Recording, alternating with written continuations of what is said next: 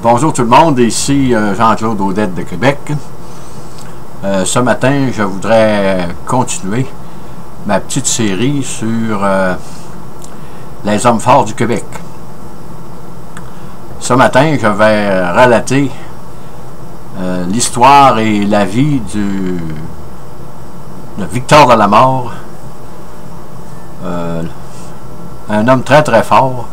Et dans le bon vieux temps, on le surnommait le roi de l'Altère.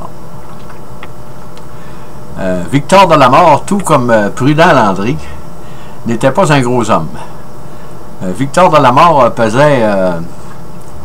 mesurait 1,665 m ou 5 pieds 6 pouces et il pesait 157 livres ou 71 kg. Et on dit que Victor tenait sa force de son père. Et Victor de la Mort est né en 1888 dans le petit village d'Héberville au lac Saint-Jean.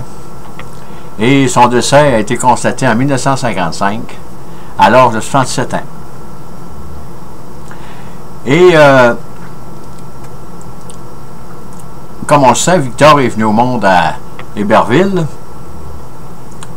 Et après la naissance de Victor, la famille, le père était originaire de Québec, la famille est retournée à Québec pour quelques années.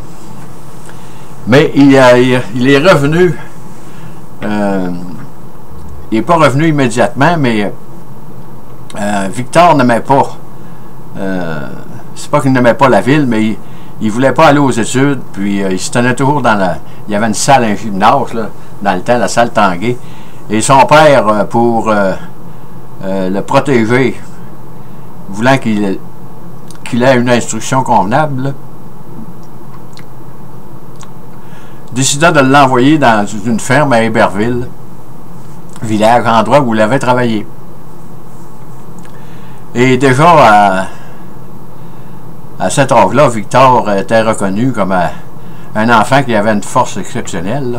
Il y a même des témoignages de résidents de Héberville qui l'ont très bien connu, qui disent lorsqu'il était jeune, c'est impossible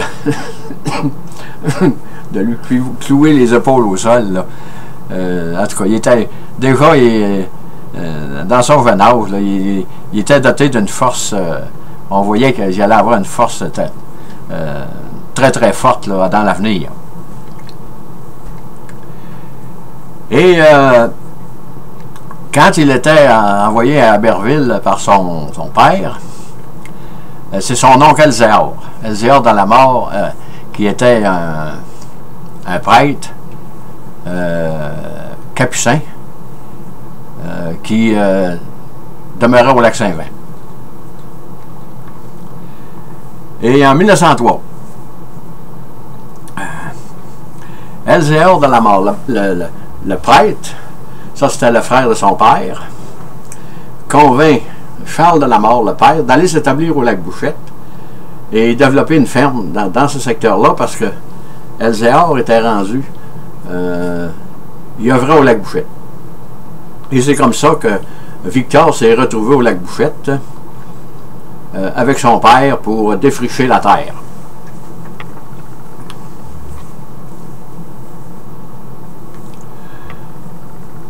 Et quand là, il avait peut-être en 1904, là, il avait peut-être 15-16 ans, là, et déjà, c'était un homme très très fort. Ben, on pourrait dire un enfant, là, mais il était plus fort qu'un homme normal déjà à cet âge-là. Là. Puis il y a une petite anecdote qu'on raconte, là, dans les deux livres que j'ai pu me procurer et lire sur l'histoire de sa vie, qu'il y avait un contremaître, à ce moment-là, il était en train de construire le chemin de fer, là, qui passait au lac Bouchette. Et il y a un contremaître qui l'a mis au défi, parce que déjà, le petit Victor était reconnu comme une force à part des autres, là. Il y avait un rail de chemin de fer là, qui pesait 950 livres et qui mesurait 29 pieds. Si vous divisez par 3,28, ça peut être donner une dizaine de mètres, 9-10 mètres de long. disons 432 km. À kilogrammes que ça pesait, ce rail de chemin de fer-là. Là. Il a mis au défi Victor de lever ça jusqu'à ses genoux. Fait que Victor s'en allait, l'a pris par le milieu, la rail par le milieu, il l'a levé jusqu'au genou, il l'a fait à terre. Les hommes, les travailleurs, là, ils étaient estomaqués de voir ce jeune-là, comment est-ce qu'il pouvait être fort. Là. Et c'est comme ça que Victor de la Mort a commencé là, à être connu un petit peu en dehors de son platelin. Et il y a une autre anecdote aussi, à l'âge de 16 ans, là, il s'en revenait avec un gros voyage de foin. Là, il était accompagné de sa petite sœur. Puis, malheureusement, la charrette s'est embourbée dans le fossé. Là, puis on rapporte que Victor s'est installé en arrière de la charrette, il l'a levé, puis il l'a remis. Il l'a remis dans le chemin, et les fous ont pu continuer à apporter le foin jusqu'à la grande. Et en 1911, l'oncle de Victor Elzéar découvre une grotte qui ressemble étrangement à celle de Lourdes et décide d'y construire un sanctuaire dédié à la Vierge Marie. Et c'est là qu'on voit que Victor va complètement être intégré à l'ermitage du lac Bouffette. Et vous verrez un peu plus loin qu'on en parle beaucoup encore aujourd'hui dans le sanctuaire, l'ermitage, les Pères Capucins. Et Victor, en 1908, se rend à Montréal. Là, il commençait un petit peu à voyager, là, et il voulait battre le record de Louis Cyr, le dévissé que Louis Cyr avait fait de 271 livres et demi. Là. Et ça, c'était son rêve de toujours. Il voulait battre Louis Cyr parce que Louis Cyr était reconnu comme l'homme le plus fort au monde. Et il s'est rendu à Montréal. Fait que là, finalement, rendu à Montréal, ils sont aperçus que c'est vraiment un homme d'une force exceptionnelle. Là. Fait que dans ce temps-là, il fallait qu'il lui trouve un petit peu d'ouvrage. Travail pour qu'ils puissent gagner leur vie. Ils demeurent restés à Montréal. Là.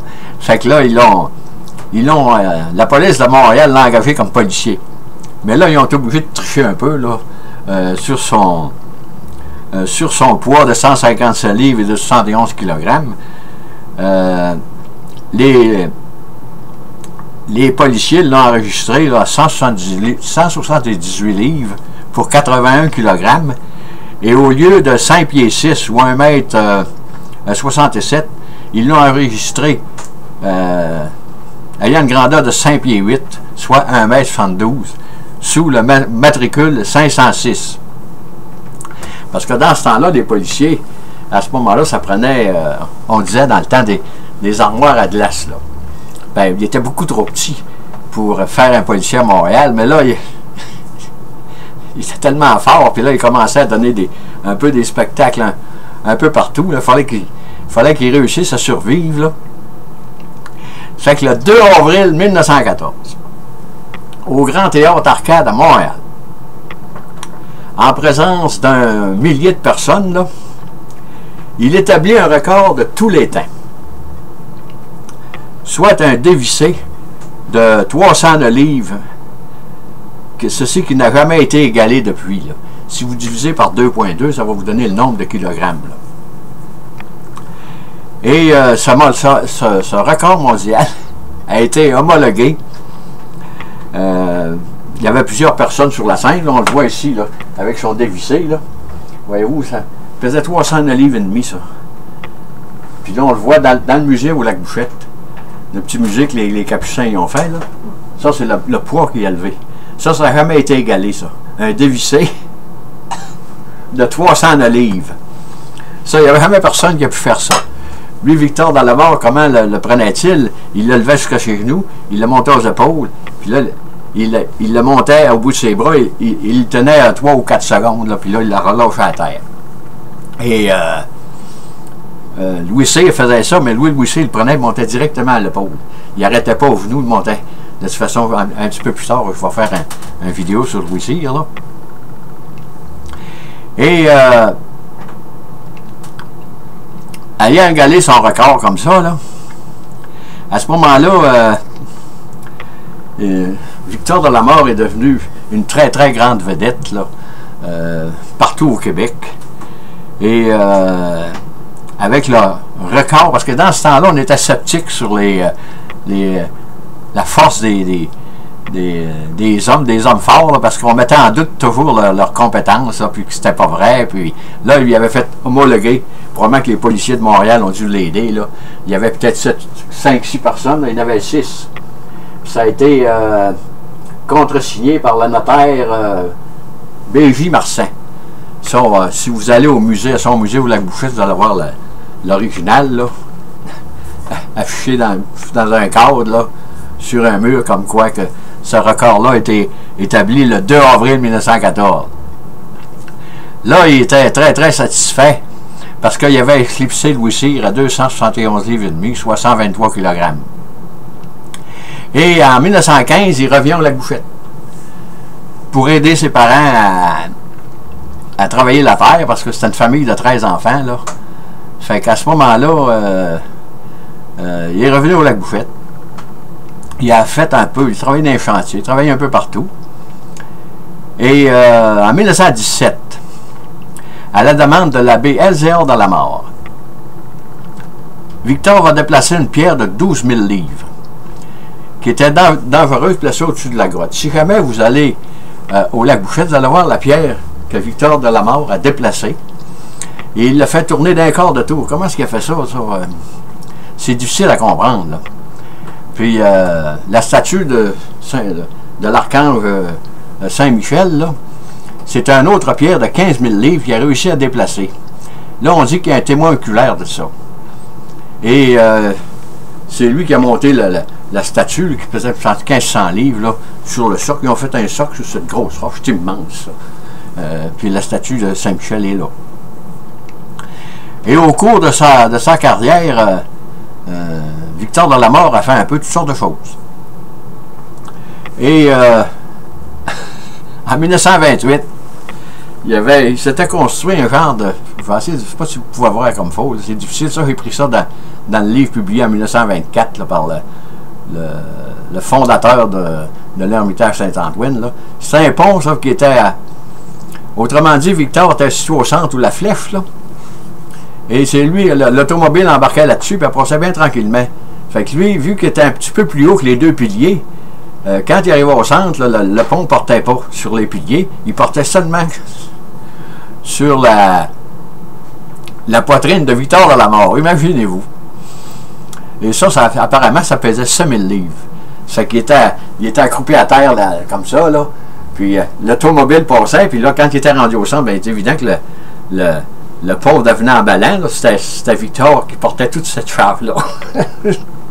C'est difficile à croire, mais apparemment, c'est ça qu'il a fait. Et c'est pour ça qu'il est très, très... c'était un très grand croyant, Victor Delamare. Comprenez-vous? Puis, il a fait toutes sortes de choses, comme monter un cheval dans un poteau de téléphone. Ça, c'est un des premiers qui a fait ça. Je pense que Paul Bergeron à Québec, si ma mémoire est bonne, quand il était jeune, il le faisait. Il attelait un cheval avec des sangles, là, puis il se mettait ça sur les épaules, puis avec des crampons, comme on voit les électriciens, là, il grimpait un cheval dans le poteau. Et à Québec, il y avait 30 policiers sur une estrade. Où est-elle? Elle est ici. Je ne sais pas si vous la voyez, là. 30 policiers sur une estrade. Il a fait ça dans la ville de Québec, ça. En octobre 1928. Oui, il y a un policier là, puis il y a deux petits-enfants à chaque côté, probablement pour montrer que vraiment, que ceux qui sont sur l'estrade sont des policiers, là, des hommes à peu près de 200 livres, là. Il les a soulevés. On le voit, Victor, il est juste en dessous ici, là. Il les a soulevés. Ça, c'est les pères qui m'ont... le père Capucin, là, qui m'a autorisé, j'ai pris des photos autant que j'ai voulu, là, dans le musée de Victor Delamare. Je n'ai pas pris toutes les photos, là. Il y a toutes sortes d'artefacts, comme des 50 cents qui pliaient avec ses doigts. Il prenait ça de même, clouc. Puis là, c'est dans un petit chose vitré, là. Puis on voit les choses qu'il a pliées comme ça. Il faisait ça avec une main. Toum! Et comme plié des 50 cents. Puis après ça, en 1931, il s'est rendu aux États-Unis. On le voit là, ici, là. Là, il est à New York. Après ça, ici, il y a une photo de son gérant, Donald Lacroix. Puis ça, c'est quand vous allez à son exposition, là. Avant de rentrer dans la maison, c'est une petite maison. Là, avant, ils vendaient du pain, là. Mais le musée de Victor étant au 2e étage. Mais là, ils ont descendu le musée de Victor au rez-de-chaussée. Et au 2e étage, il y a des meubles donnés par des religieuses, des meubles anciens, là, des très très beaux meubles, c'est très bien conservé, là. Des meubles peut-être qui datent du début la fin du 19e siècle, là, début du 20e, là. C'est très très propre, c'est très très bien organisé. Et comme je le disais, Victor était très très croyant. Victor de la Mort était... parce que la plupart du temps, quand il faisait ses tours de force, il y avait toujours un crucifix avec lui. Et on voit ici, ça venait... Quand je suis allé, ça venait d'être installé. C'est une fresque, ça doit avoir pour moi une quarantaine entre 30 et 40 pieds de longueur par la hauteur d'un étage. Là. Ça, c'est une bâtisse, on voit le toit. Là. Voyez-vous, on voit Elzéar de la Mort, on voit Victor, puis c'est différentes fresques. Là. Les panneaux reliés, puis le peintre était là. Avec celui que je pense c'est le principal, là, le premier, là, le capucin, là, il était là, puis le capucin, ça me fait l'effet qu'il... je sais pas, il me semble qu'il... C'est la première fois qu'il le voyait. Ça venait d'être installé, ça. Puis il trouvait ça très très beau. Évidemment que c'est beau, mais ça a peut-être 30 pieds de long, là. Ça, c'est un peintre. Ça doit être un peintre local. Je pense que c'est un monsieur Thériault, là. Ouais, Thériault, qui a fait ça. Et...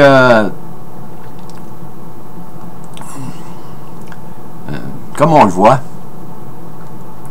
si vous allez à l'Ermitage du lac Bouchette, vous ne pouvez pas passer à côté de Victor de la Mort. Parce que c'est tous les exploits qu'il a fait au cours de sa vie vous pouvez les retrouver dans le musée que les pères lui ont spécialement aménagé. Et j'étais déjà allé à l'Ermitage. Et ils ont toujours vendu du pain. Ils vendaient du pain béni, là. Ça, c'était des petites religieuses qui vendaient ça. Où est le musée de Victor de la Mort actuellement? Mais ils ont construit un petit peu plus haut, pas loin de la chapelle, là, de l'église, une boulangerie, imaginez-vous. Ça, c'est un coup de marketing épouvantable là, pour les pères capucins. Après la messe, après les offices, ça fait à fil jusque dehors. Moi, quand j'ai voulu aller m'acheter du pain, puis il dit, il faut aller dîner, ça n'a pas de bon sens. Je reviendrai après le dîner. Il y avait encore du monde. Ça, c'est un coup de publicité sensationnelle que les pères capucins ont réussi à faire, là. Franchement, là, parce qu'il y a une atmosphère spéciale au lac Bouchette à l'Ermitage. J'ai rencontré des gens de Vaudreuil, là, dans le coin de Montréal, là, puis on dirait que quand on va là, il y a comme une atmosphère qu'il n'y a pas ailleurs, là. Je ne sais pas qu'est-ce qui se passe, là, mais on dirait que c'est il règne un calme, là. Ils ont un beau restaurant, c'est très très bien aménagé. Et en terminant, je voudrais remercier sincèrement le père, ça doit être le premier de l'Ermitage, là, de m'avoir permis de parler de Victor de la Mort, son musée, et des pères capucins, que l'on retrouve encore à l'Ermitage de la Bouchette. Sur ce, je vous dis bonne écoute, merci et à la prochaine.